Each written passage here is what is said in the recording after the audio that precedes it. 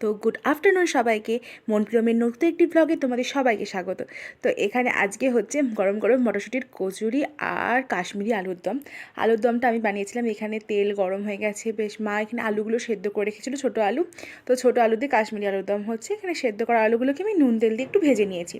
আর একটা মশলা করে নিয়েছিলাম, তোমার ওই শুকনো খোলায় দেখলে যে জিনিসগুলো ছিল ওগুলো একটু গুঁড়ো করে নিয়েছি। আর টমেটো, আদা আর কাজু বাটা, কাঁচা লঙ্কা দিয়ে একটা পিউরি বানিয়ে নিয়েছিলাম।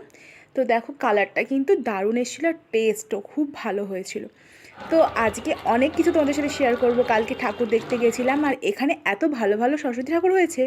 থিমের পুজো হয় রানীগঞ্জের কলেজ পাড়ায়, তো দারুণ হয়েছিল। তো আমি আজকে এই রান্নাটা করছিলাম।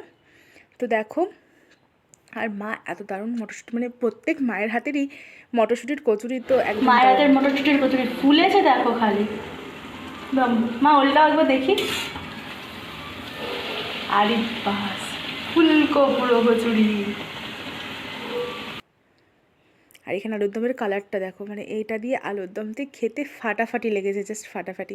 তো দেখো কালকে কি কি ঠাকুর দেখে এসেছি, দেখো এখানে কি সুন্দর হয়েছে, মানে মূর্তিটাই সুন্দর হয়েছে। আর এখানে দেখো এত এত স্টল বসেছে, মানে পুতুল বিক্রি হচ্ছিলো, সব হচ্ছিলো। আর এই প্যান্ডেলটা করেছিল তোমার পাখিদের জন্য, মানে পাখিদের এত এই টাওয়ার ফাওয়ার এইসবের জন্য পাখি মারা যাচ্ছে, তো সেভ বার্ডস ওদের থিম ছিল, সেভ বার্ডস।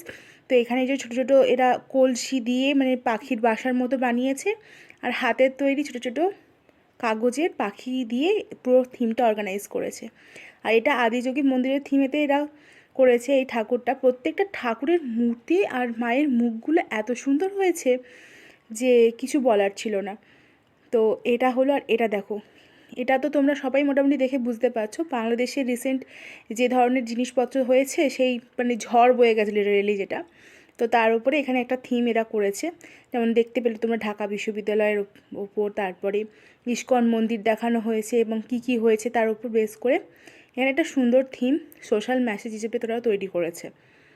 তো দেখো এই ঠাকুরের মূর্তিটাই আমার খুব ভালো লেগেছে। এদের কোনো থিম পুজো হয়নি, কিন্তু ঠাকুরের মূর্তিটাই মানে এত সুন্দর। এই ভাইয়ের কাছে ফুচকা খেয়েছিলাম, তারপর চাট খেয়েছিলাম, দেন তারপরে আবার একটুখানি ঘোরাঘুরি করেছিলাম। এখানে বৃদ্ধাশ্রমের থিম করা হয়েছে, যে ছোটো থেকে বড় হওয়া পর্যন্ত আমাদের জন্য বাবা মা এত কিছু করে, শেষমেশ বিয়ে দেখো মায়ের মানে প্রতিমাটা দেখো, খালি মন ভরে গেল।